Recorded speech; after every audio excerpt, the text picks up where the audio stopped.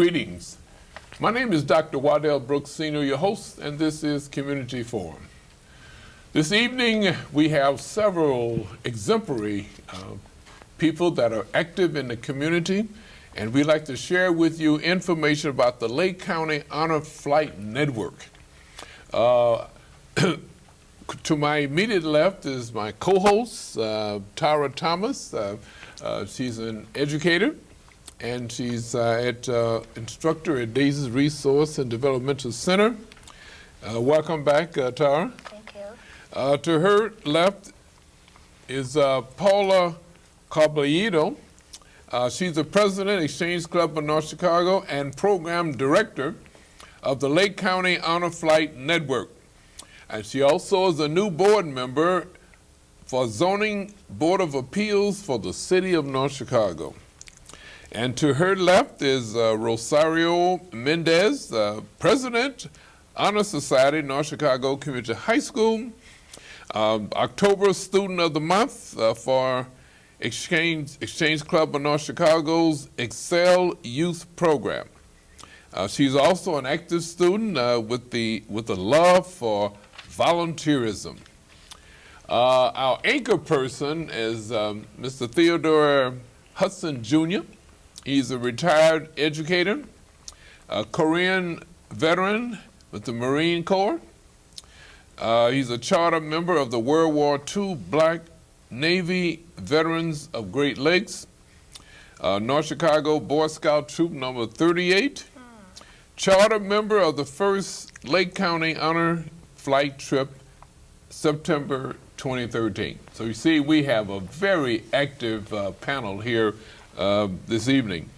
Paula, we're going to start off by having, Tara, we're going to start off by having Paula tell us a little bit about her personal and professional background. Who is, for those that may not know, who is Paula Caballero? Let's see. I just moved, well, it's been a year. I moved into North Chicago, so I've been involved in community activism since 2004. Okay. And in 2007, I met the Exchange Club of North Chicago and started volunteering with them.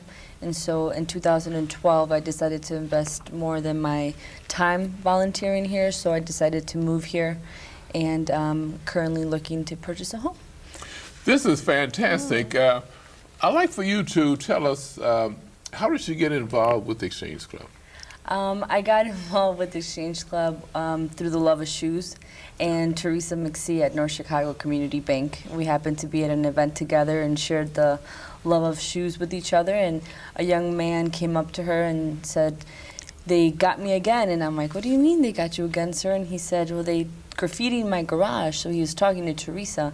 And Teresa said, "Oh, well, we'll definitely talk about doing that as another project, service project." Mm-hmm. And when he left, I asked her what he was talking about, and she said that the Exchange Club of North Chicago that she was part of had done a community service project where they went around and they painted over graffiti in the community. And I thought that was such an awesome project that I was like, well, tell me more about the Exchange Club. So she invited me to a meeting, and at that point they used to meet at Flanagan's. So I attended their meetings and saw that it was something I wanted to be involved with. Being active in the community and giving back, and the projects vary from Americanism projects to child abuse prevention projects to community service projects and youth programs. So it touched a little bit on everything, so we always have something exciting going on. North Chicago is contagious, don't you think? I mean, it just kind of draws you into it. Great. Paula, I'm a member of the North Chicago Rotary Club, and the Rotary is an international organization, been around since 1905, and our motto is service above self. Tell us a little bit about its claim. And we spoke about the Lions Club. Their glasses is what they're involved in, and the Kiwanis, another service organization. But what's unique about the Exchange Club? Well, our National Exchange Club has been around for over 100 years as well. And our national project is the prevention of child abuse. So that's what we're known for. And so we work, you know, each club has their own project that they do. And so one project that we've done for the last couple of years is a workshop for young teen moms. And it's for shaken baby syndrome. And, you know, we teach them, you know, about that and the effects of it. And that's our project. That's our biggest, you know. Do you have conferences or conventions each year? Yes, we have a national convention every year, and we also have a district convention every year. And then we try to, you know, participate in those depending on what town they're in. You know, we'll try to fly out a And where's your main member. headquarters? Ohio. Ohio. Toledo, Ohio. Toledo. I'm from Michigan, so I just live next door to Detroit. Yeah. Yeah, we're actually really, our club is blessed in many different ways, but you know, we're very active on Facebook with all of our projects that we do, and our past national president, he is actually from Kenosha, and so it was really nice to have him, you know, Lou Molitor, you know, down this, you know, down not that far from us in Kenosha. So he, you know, was able to come to install our new board and board of directors this past July, and through Facebook, our new national president, Don Wright, has seen everything we're doing, and so he's actually asked for a special invitation to come visit our club. Wow. And so he's going to be visiting our exchange club along with the Zion Exchange Club that we chartered this year in December, the week of December the 7th. For people who don't know what the Exchange Club is, okay, if this is their first time here, can you tell them what is the Exchange Club? The Exchange Club is a service organization, and so we work with projects that cater to each community, and anything that falls under Americanism projects, community service projects, the prevention of child abuse projects, and youth programs. So pretty much each club in each city can cater it to whatever needs that they have. You know, what fits in Grace Lake may not fit in Waukegan, and you know, we're a little different in North Chicago. So our projects that we work on throughout the year, the majority of them do have to do with Americanism, and I think that has a little bit to do with the fact that we have, you know, the Navy base right here, a lot of military families, and a lot of veterans as well. Speaking of youth, we have Rosario Mendez with us, and I'm going to afford you the same opportunity. I know you're anxious to tell us a little bit about your personal background. Well, my name is Rosario. As you guys said, I'm the National Honor Society president at the North Chicago High School. Fantastic. I've been in the National Honor Society for 3 years. And, well, I love it because they do a lot of community service, which I love to do. Even if it's not counted as community service, I love to volunteer. I've been in a youth group for about, say, 4 to 5 years, where we do a lot of volunteering. This youth group's name is ARC, stands for Acts of Random Kindness, which is what they do. They do a lot of acts of random kindness. We go to soup kitchens once every 3 months, and to another one that we do is at the Pavilion. I believe it's the Pavilion Nursing Home. We go there once a month, and to visit them, we play board games, bingo, things like that the elder like. And we also do a lot of fundraising for the church, for the youth group itself. And, well, we love to help teenagers, as myself, to get into the right path, to believe in themselves and have a goal to look forward to and things like that. And they helped me a lot, and that's how I got onto the right road, you know, and not mess up in my life and actually look for a future, because I didn't think I'd have a future. But once I got into that youth group, and I believed more in myself, they made me a stronger person. Now, what piqued your interest to get into volunteerism? Volunteering, what got me into it is the struggles of my personal life. within my family, there's been a lot of issues, and I see that a lot of people need help. And I believe you shouldn't always just think about yourself. You should think about others. Even though they do say to think about yourself first, I don't. I like to help people because I know that I may be going through a tough situation, but others may be going through something worse. And I like to help them in any way that I can because a lot of them believe that the struggles that they're having, they should just go down the wrong path. And I don't think that your needs should lead you in the wrong direction. Your needs should actually motivate you to like keep going and to find ways to get into a better shape, you know. Not, for example, a lot of teenagers decide to get into gangs because they say, oh, they'll protect me, they're my family. But once in jail or something like that, where did they go? They don't come back to visit you like your family does.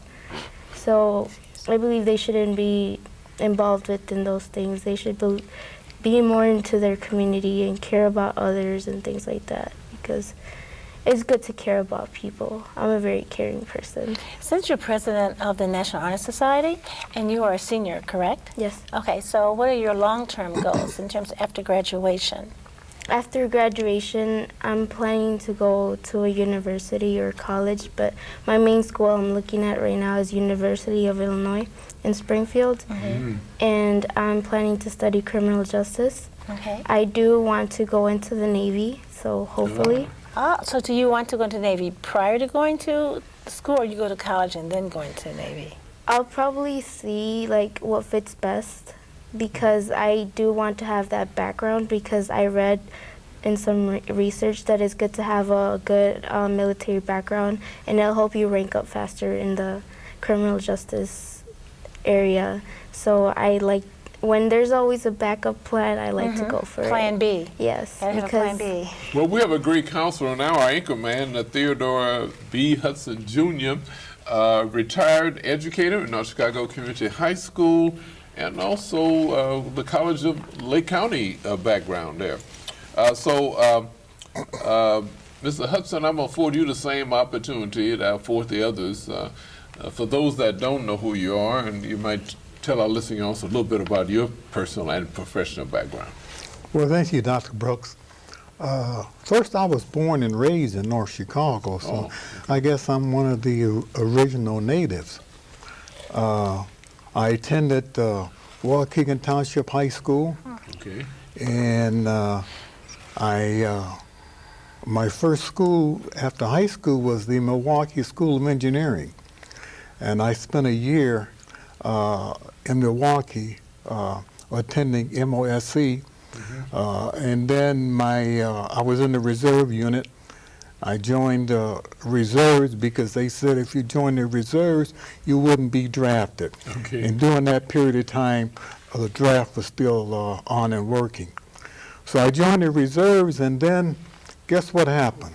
Someplace they call Korea, someplace I've never heard of, they had some problems. Police action.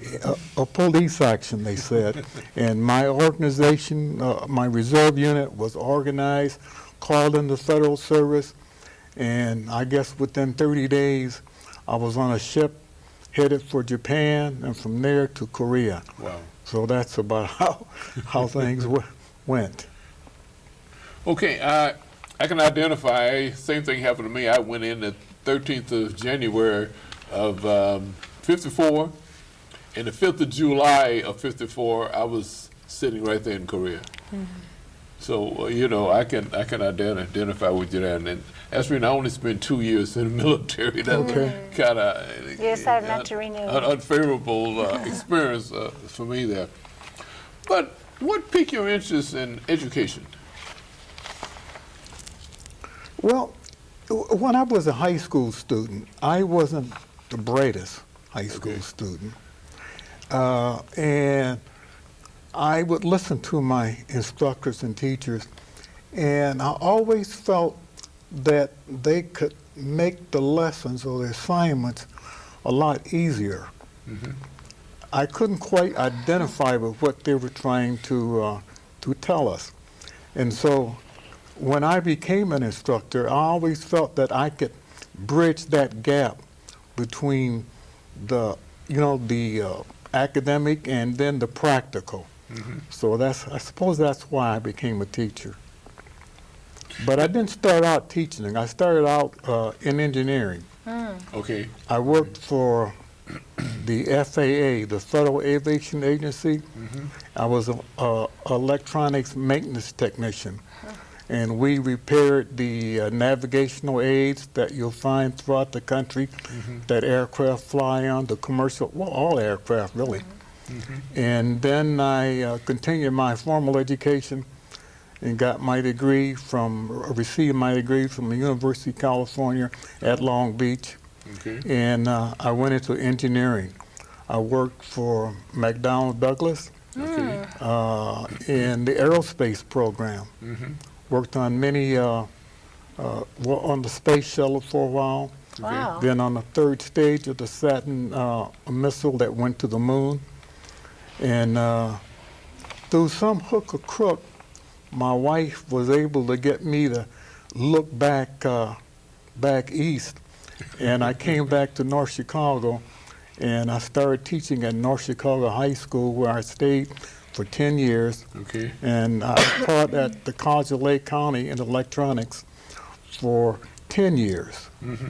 And then we went through some economic changes there at the high school, and I was laid off. Then I went to work for the Department of Veterans Affairs as a vocational rehabilitation specialist. And then I wind up getting on the Board of Education, and I sat on the board for 14 years. Wow. So Was that the Board of North Chicago or the that was the Board of Education in North of Chicago. North Chicago? Yes. And they was having similar problems as they are having now, because Yeah. your Things have board changed. had recommended disestablishment or closure. Well, Dr. Brooks, I'd like to say that we dealt with the problems, Okay. and we resolved the problems. We had a good board. Okay. We had a good superintendent, Okay. and we had a good board. And so I think we took care of business. I tell you what, my son attributes you to his success, because he had electrical background from you there, and Yes, he did. went to the U of I and became an electrical engineer. He was one of my former students. Right, Yes. right. So now all students are not going to college. There's some that need what the manual arts background and so forth, and that's what you taught, right? Manual arts. Well, that's an old term. We don't like to use that term anymore. Okay, I'm from the old school. Yeah. Yeah, I know. When I was in grade school, I think they called it that too. Okay. But yes, everyone, I mean, college is not for everyone. I mean, let's face it. Everyone's not going to be a doctor, a lawyer, true. a teacher, or what have you. A lot of our people are either in the service industry or in the technical industry, what I call auto mechanics. Okay. And please don't look down upon an auto mechanic, Right. because when you go out and pay the $40-something $1,000 for an automobile, That's true. and you turn the key one day and it doesn't work, you're not going to turn the automobile over to a clown. You're going to turn it over to someone that has all the technical knowledge, to properly repair it. Okay. The same thing is true if you're sick and you go to a doctor's office. But you talk to the doctor, yes, but you also talk to the nurse, you talk to the technicians, and that sort of thing. So there is a lot of area there that needs to be filled in by other than college graduates. Well, Paula, we want you to expound on the Lake County Honor Flight Network. I understand it's one of the programs under your Exchange Club, right? Yes. Tell us, Yes. fill us in, because we'll get back to Mr. Hudson later, because he's one of the honorees there, a recipient Yeah. of the trip there. But how Yeah. did you get involved with this? We did our Americanism project in 2012, April of 2012. Okay. Actually, November of 2011, Mr. Frank Wortham, who was a World War II veteran, he passed this past September, and I were discussing the unveiling of the Martin Luther King Monument. Okay. And I'd never been to Washington, D.C., and he hadn't to actually see it. He had been in the war and in that area, but not actually to see any of the monuments. And we were just kind of discussing, like, it would be nice to go on a trip. So he invited me and told me about the World War II Black Navy Veterans of Great Lakes organization. And so we were doing Thanksgiving turkeys for needy families through his church at First Baptist of North Chicago. And this was in November. So in December, he invited me to their Christmas celebration. So I said, let's pitch the idea to the other veterans and see how many of them would like to go on this trip. At this point, it was just our club that was going to be raising the funds, and we did get 6 veterans that said that they wanted to go. So it was 2 World War II veterans, 2 Vietnam veterans, a former Marine, and a Gulf War veteran that went on our trip. So we fundraised from January of 2012 through April, and we took our veterans to Washington, D.C. on a 3-day trip. From there, you know, the Honor Flight Network saw, you know, what we were doing, and they said that we should think about applying to become a hub in Lake County for our veterans under a national umbrella, which would make it easier for us. And so we did. We filled out the paperwork, and this past May we were approved and we were awarded our own hub. So we called it the Lake County Honor Flight, and we had a ribbon cutting ceremony at our community days in North Chicago, and that was this past August. And in about 45 days, we picked our 6 veterans, and we planned the trip for September 13th through the 15th. And Mr. Hudson was on that flight, and he's one of our veterans. We had 2 World War II veterans, 2 Vietnam veterans, and 2 Korean veterans. So our honor flight in Lake County takes all 3 veterans, male and female, from the World War II war, Korean, and the Vietnam War. Other hubs in the state may only cater to the World War II veterans, and they may be a 1-day trip, where we do a 3-day trip to make it more comfortable and relaxing for the veterans instead of having to ship them out really early. So the Middle East right now, these veterans are coming in now. They would not be, they wouldn't qualify for this program. They wouldn't qualify, but what we're actually doing in our hub is we did have some, you know, individuals and family members that said that they have relatives that are coming back from Iraq and Afghanistan, and they wanted to know if they would qualify, and we said they didn't qualify to be a veteran because the Honor Flight Network only lets you do those 3 services, but we as a hub will allow them to go as a guardian, and they wouldn't have to pay the guardian fee. Now, do they have to live in North Chicago? No, the Lake County Honor Flight for Lake County. is for Lake County, and even outside of there, if those individuals or veterans choose to come to us. We had 3 of our veterans in this last trip weren't Lake County residents. One was, 2 of them were Cook County residents, and 1 was a McHenry resident. So it just depends, again, on the availability. You know, some other hubs may have a longer waiting list, and there's certain requirements, and some other hubs, you know, may have certain requirements. How do you select the 6? We basically just, it was word of mouth, so we didn't really have money to, you know, do ads and stuff like that. So it's just word of mouth, and we handed out, you know, applications left and right. We started obviously with the World War II Black Navy veterans, and then we partnered with a couple of different other organizations and just spreading the word, and whoever turns them in. And at that point, we had only received, you know, 6 applications. So we took the 6. Since sure that's then, gonna grow in the future. Yeah, since then we have a list of about 18 guys. So right now we're scheduled to take 3 trips in the year of 2014. So we're hoping to take a minimum of 6 guys on each trip. And everyone gets to go. Yeah. Wow, this is fantastic. So this this is the Lake County network. Honor Flight. Honor Flight, and the hub is here in North Chicago. North Chicago, Yes. but there are other hubs in the state of Illinois. Yes, we have I think 6. We have our mentor for our hub during that process when we first started was Randy Granite. He's the program director for McHenry Honor Flight. Oh, okay. And Chicago has an honor flight, and the Quad Cities also has an honor flight. And I think there's one farther south that has an honor flight. So I think we have a total of 6 in Illinois. So the honor flight is separate from the exchange club? Yes. Okay. The Exchange Club, Honor Flight Lake County is under the umbrella of the Exchange Club of North Chicago. Yes. So. Okay, so that's like a subsidiary. Okay. Well, Mr. Hudson, you were one of the recipients of the trip, but tell us about challenging experiences that you had while you was on the trip. Well, it was a very interesting trip for me. You know, they often call the Korean War the Forgotten War. Okay. And I can understand why. I think I'd left the States and went to Korea in less than 30 days.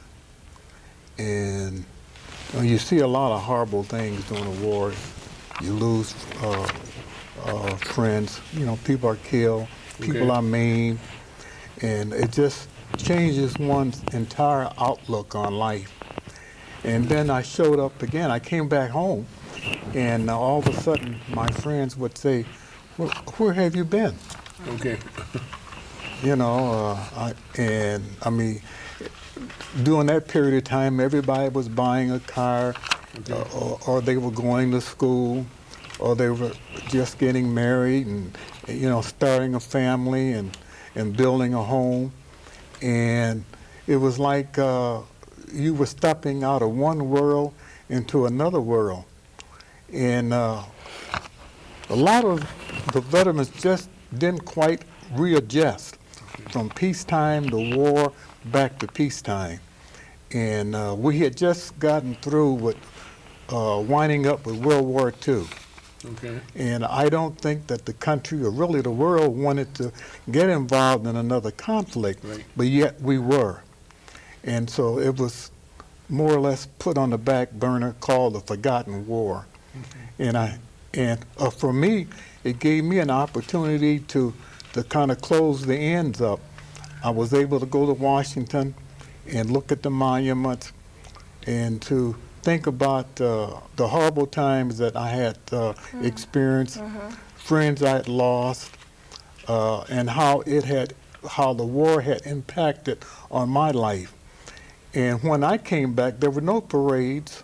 I was going to ask you that. No one ever said you did a good job. That is exactly what I was going to ask you. When you returned, was it similar to Vietnam? Were there people waiting to praise you and thank you for your service? It was somewhat similar, only in Vietnam there was this animosity toward the veterans. We didn't have that. They just overlooked us. In our case, you know, we weren't called baby killers or anything. We were just, you know, where have you been? I haven't seen you in, you know, in a short while. But taking the honor flight, you know, you had all these people greeting you at the airport. Thank you for your service. Thank you for a job well done. I didn't receive that, and you know, when I came back initially. So it took 62 years or so, you know, to finally make that loop, that circle. Hey, you know, you did do something, and people have recognized it. So it's a great thing as far as I'm concerned. But the Korean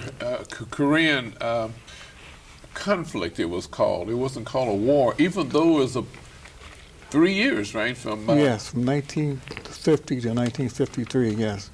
But they still call it a conflict. You know why they call it a conflict? Well, you know, they used to call us the Truman's policemen, but I never saw anybody with a billy club.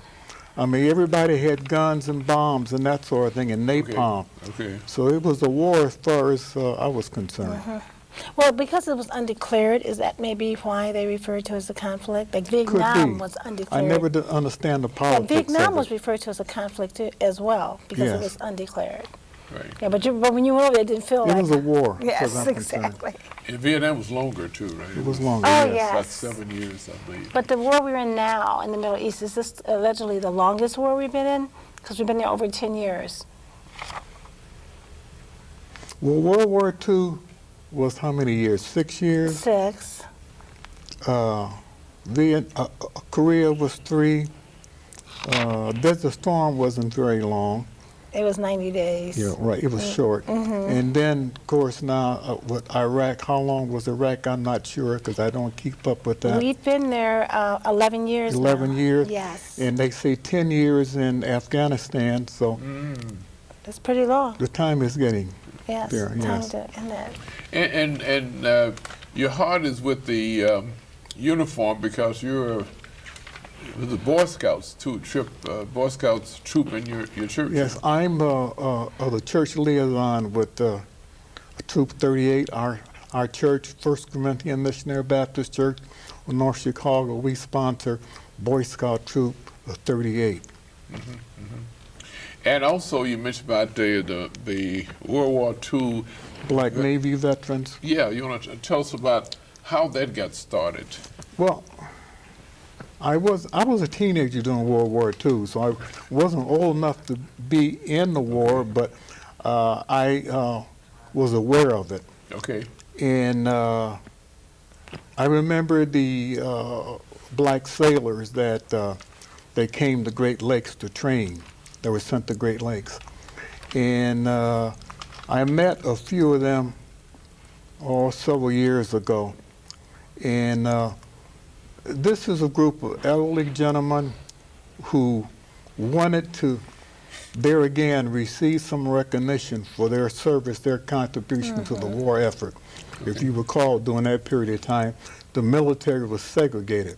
Okay. In fact, it was segregated when I was in 1950. It was only in 1948, I think, the Truman said they would desegregate the military. Well, making that statement and complete desegregation are two different things. Okay. It takes a little while for that to come about. And then when you do make the physical changes, there's the mental thing. I mean, everybody doesn't want to go along with the program. Okay. So if you're one of those that's being Right. desegregated, you might not be desegregated, you know. So that's a whole nother story. But we got together and we were telling old sea stories, and we wanted to receive some recognition for our service. If you remember, the first 12 African American naval officers were trained at Great Lakes. Okay. And we decided to band together to raise some money and to build a monument or some sort of Memorial. a memorial to their effort.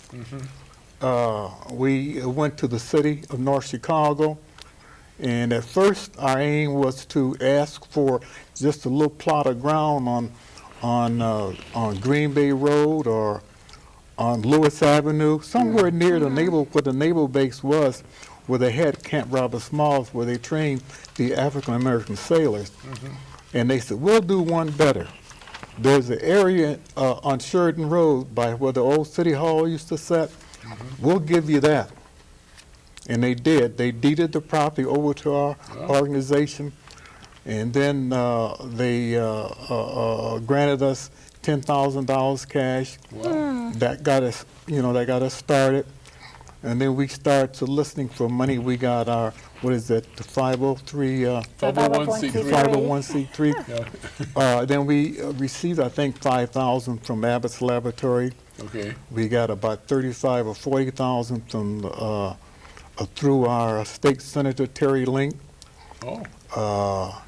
And then we Congressman Kirk got involved. yeah, I was getting to him. Okay. We contacted our Congressman Mark Kirk, who was at that time the congressperson for the 10th district. Okay. He was able to help us get a $100,000 grant Wow. there, and then we started a construction. I'm sorry, Mr. Hudson, how long ago was this? Well, we started working on the park back in the 80s. Is that the part, I mean, does it have a, 18th and Sheridan. okay, so it North has a Chicago. statue with the, okay. It has a huge black granite statue Yes. in the center, and the statue is dedicated to the first 12 African American naval officers Wow. trained at Great Lakes. That's beautiful. It's amazing that the history that's Great Lakes, and it's only recognized through the Black Navy veterans, I guess, promoting it, because these 12, they call it the Golden 13. They were called the Golden I guess 13. did one drop out or something? You mentioned 12. Yes, we called it the Golden 13 though. Okay, what happened is that they took a test, the first, officers take a test, and they scored the highest score ever scored in the Navy. Achieved. The Golden 13? Golden 13. And they couldn't believe that the scores were that high. They made them take it again. And they made higher scores the second I time. love that. And they haven't been broken to this day. Yeah, I've heard this story. I didn't know, I didn't connect it, but I've heard this. And now they named the center, there's a processing center. All Navy recruits, I guess, have to come through that processing center, the Golden 13, Yes. on 137, Buckley Road there, thank goodness. I visited that center. There's one other thing. As you may know, I served on the school board in North Chicago for 14 years. And Okay. in doing that service, I met a naval officer who was over at the dental school on base, on the main side. Okay. And it was through his efforts that we were able to get their, I guess you would call it day room or rec room. It's a huge area, Okay. and that was named in honor of one of those naval officers, and that's not known too much. But I suppose you have to visit the naval school, the dental school, to see it. But that was dedicated to one of the officers too. Mr. Hudson, you mentioned that you were on the school board. Yes. And Dr. Brooks mentioned that several years ago the school board was having similar problems that we're having today. You also mentioned that you were one of the first residents, because North Chicago, was it originally a suburb to Waukegan? Back in the old days, it was called South Waukegan. Right, okay. Before my time. Oh, no, absolutely. But you history, mentioned that you didn't attend North Chicago High. You went to school in Waukegan. Yeah, we didn't have a high school in North Chicago. The only high school was in Waukegan Township. And when I attended, there were, all the North Chicago students, of course, went there, the Waukegan students. And if I'm not mistaken, there may have been a student or two from Lake Bluff that attended. As opposed to going to Lake Forest, which is where they go now. I know there were some kids there that lived in Lake Bluff. Okay. In the area. And if I'm not mistaken, we had a few or some or several out of either, I want to say Zion, but not Zion proper, because Zion had a school, maybe Beach Park, somewhere maybe? in that area. Right. But I do recall some students from that area, and maybe from the Gurnee area. Okay. There again, not Gurnee proper, but the incorporated. Right, the adjoining areas there. So I was wondering, since the problems were very similar, you were on the board for 14 years, and how long ago was that? Not very long ago. I left the board in 1989, I believe. Okay. No, I'm sorry. I left, it's been so long. I'm getting old, I guess. I left the board in 1991. Okay, so that's only 22 years ago. That's really relatively, not that long ago. For the same problems to be resurfacing. So you said at that time you guys had thought to dissolve the school district, am I correct? That was one of the options. Okay. But to be honest, we had similar problems. We had financial problems. But the board, we had a good board. Okay. The board worked with, and we had a good administration, a good superintendent. And we worked with our congressman, Congressman Porter, who was the congressman at that time, and then Mark Kirk. We worked with the state, and we resolved those problems. We received additional funding from the federal government. We received additional funding from the state, and we worked through that. But, you know, all the principals have to work together. Yes. I don't see that cooperation, you know, in today's administration. I think we need you back on the board. Yeah. That may be the problem. Well, I was on there for 14 years for a reason, I mean, and, you know, people do vote, so I guess I did something right, I I don't know. think so.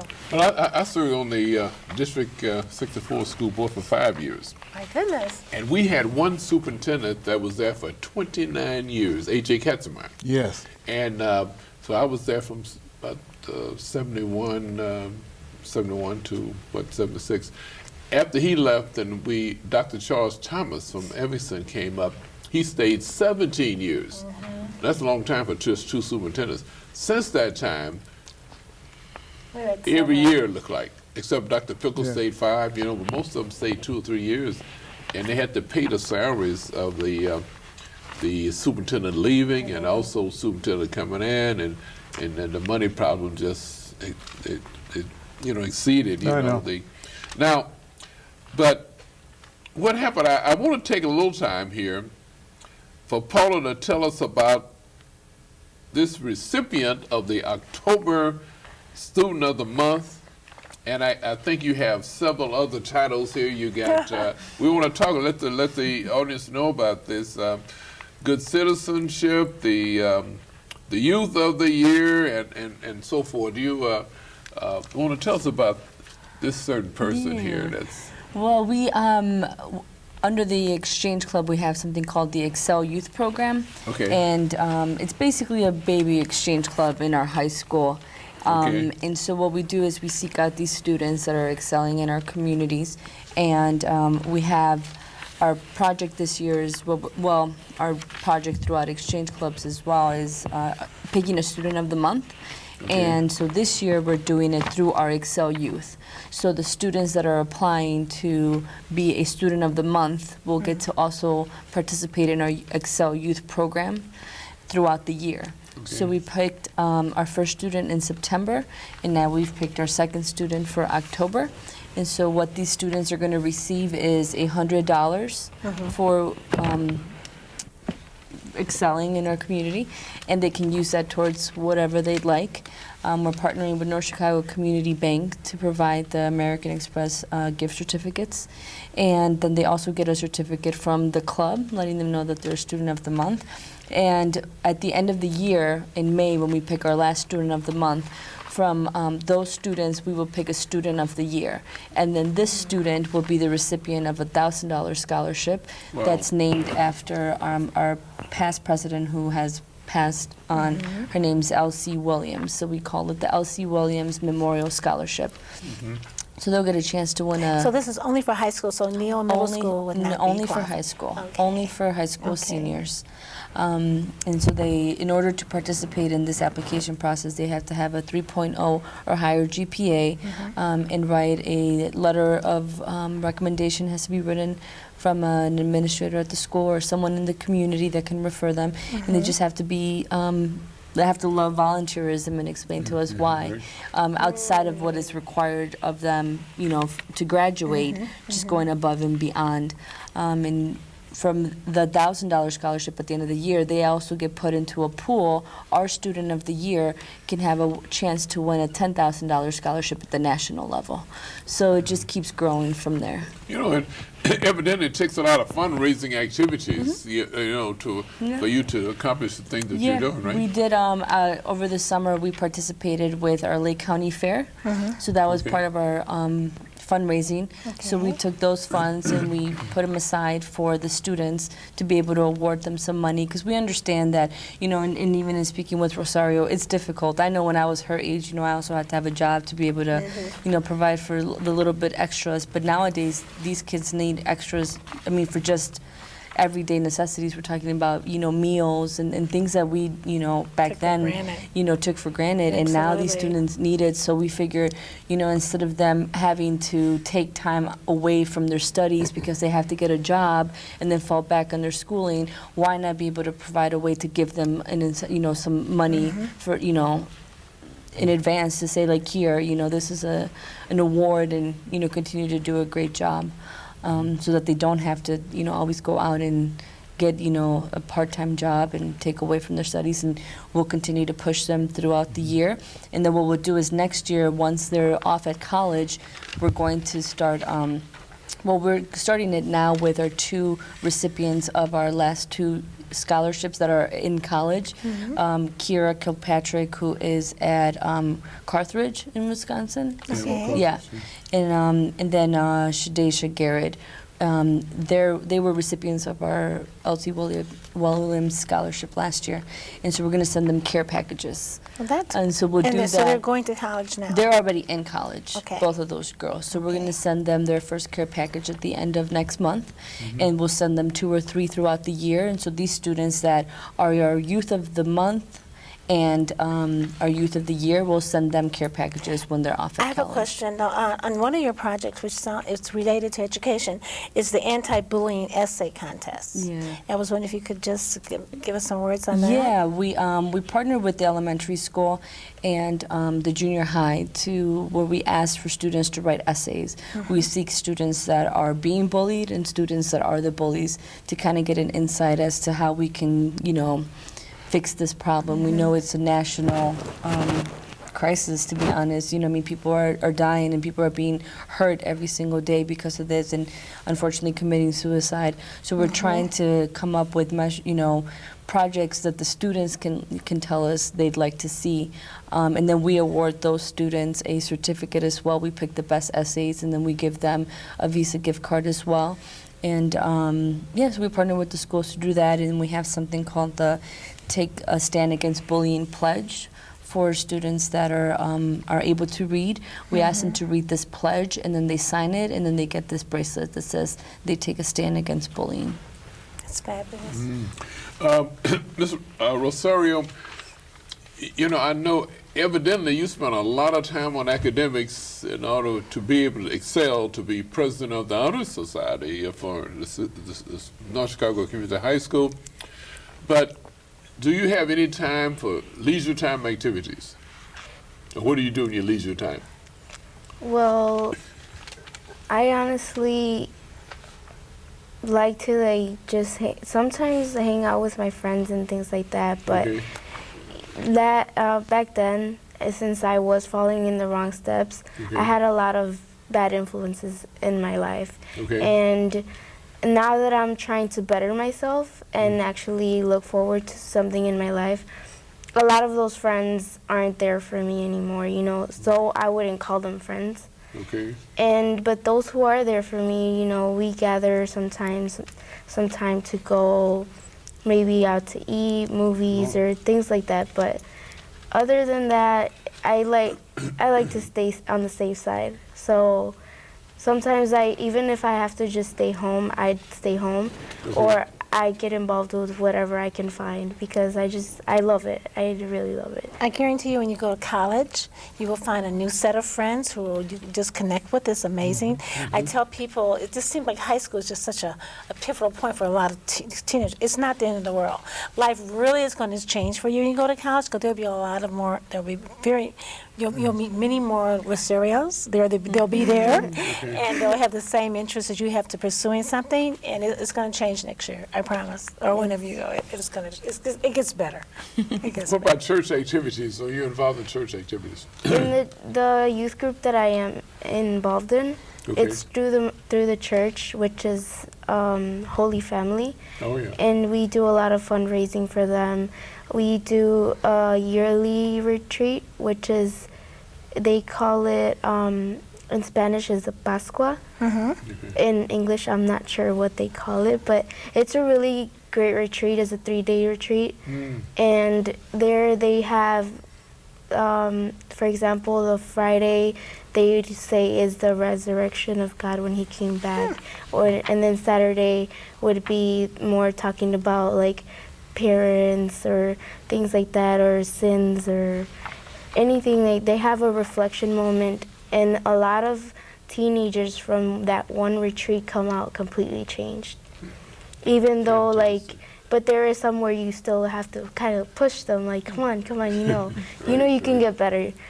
And And then the Sunday is a happy day, you know, where you feel good that you've been there all 3 days, or even if you just went for 2 days, they make you see things in different ways.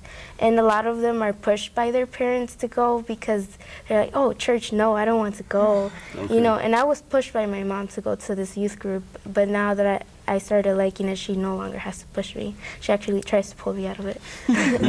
Great. Yes, but, and a lot of them fall in love with the things that we talk about, and they go every year, and it's really nice to have them there. And our limit is up to 200, and this past retreat we had 330. My goodness. Yes, it was amazing. It was really cool. It was it was a little nerve-wracking because there was a lot of them, but it was cool. If I could just ask Mr. Hudson another question. You had mentioned when she's talking about push. I was under the impression, and this was like way before probably all of our time, that Eleanor Roosevelt was the one who insisted on having the armed forces integrated. Yes, I know. So that would have been like in World War II. So my question is, you said in during the Korean War, that they still weren't necessarily integrated. You said it's more to integration than just having a law. So I know that there's the Tuskegee Airmen. The Tuskegee Airmen. Right, they were in World War II, and they did a phenomenal job. So I was wondering if the 13, Golden 13, were they during the time of Tuskegee? So there's two questions. Yeah. Were the 1942 we're talking about. for the Golden 13. Yes. So that would have been during Tuskegee Airmen time. Yes, the same period of time. Okay, but even after World War II, when Eleanor Roosevelt helped to ensure integration, it hadn't actually occurred? Well, for some reason, you can send down an edict that the armed forces will now be desegregated. And I look at my case, we had 246 or maybe 250 something men in a company. Okay. And if you got 1 or 2 blacks and the rest is all white, and 3/4 of the whites don't want you to be there, that's not integration. I see. I would prefer to have been in an all-black Yes. unit. Now, that may not make much sense It to you, does. but you know, when you're in combat, I'm just talking about my experience. Yes, sir. When you're in combat and you're on a battlefield and you're under attack, people are dying all around you. Bombs and bullets and everything is, whistling by your head. You don't want to be alone. I haven't found anyone yet that don't mind being by him or herself at a time like that. But when you're forced, when I say forced because no one else wants to do this with you, to stay in a foxhole during a period like that, and everyone else is buddied up, that's a lonely thing, and unless you have experienced it.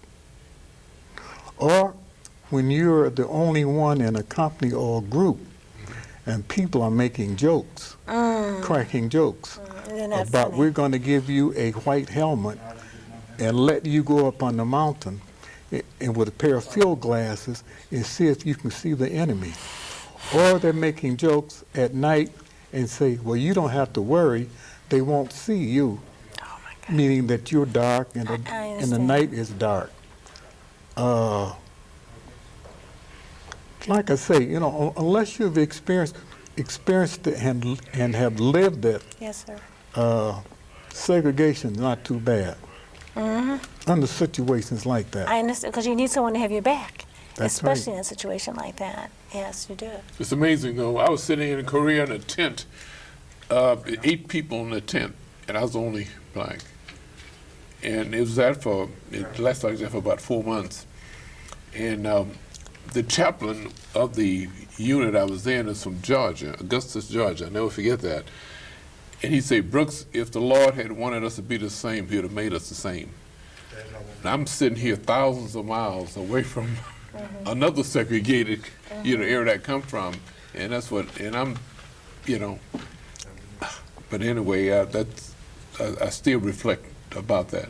But I want to, before we close, Paula, tell us, you spoke about it takes finances to do the things you're doing, the Honor Flight Network, the funding that you do for the students. How do you get sponsors to support you? Well, you know, we seek out, you know, sponsors all over our community, and Okay. you know, people just are very generous. Okay, thank you very much, and I want to thank all of you. Ladies and gentlemen, we've been my co-hosts, Tara Thomas, and Paula Carbolito, Rosario Mendez, and also Theodore Hudson Jr. And we've been talking about the North Chicago Honor Flight Network, and we hope you can participate in it. The telephone numbers on the screen, Yeah. the website, and so forth. If you had any trouble, we can call We have Paula. a Facebook page as Facebook well. is there. Yeah. Paula Caballito, and also me. This has been the Community Forum. My name is Dr. Waddell Brooks Sr., your host. Thank you.